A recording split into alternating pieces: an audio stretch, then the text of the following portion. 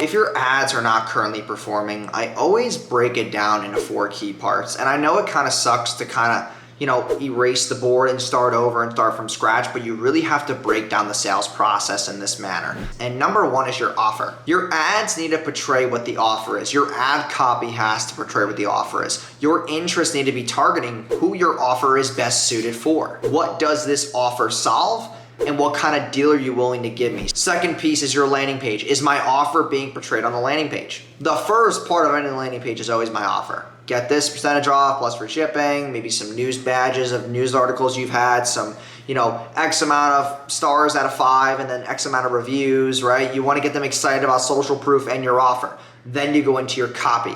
And copy is very important on a landing page. The words that you write or personify that sell. The third piece are your ads then. Okay, so you probably might be wondering, why are ads third? Because if you don't have a good offer, you don't have a good landing page that converts people, it doesn't matter how many ads you run or how much traffic you send, these 2 pieces in the beginning will not help you convert more people. Then we get into ads. And ads is where you have to have curiosity, congruency, and urgency.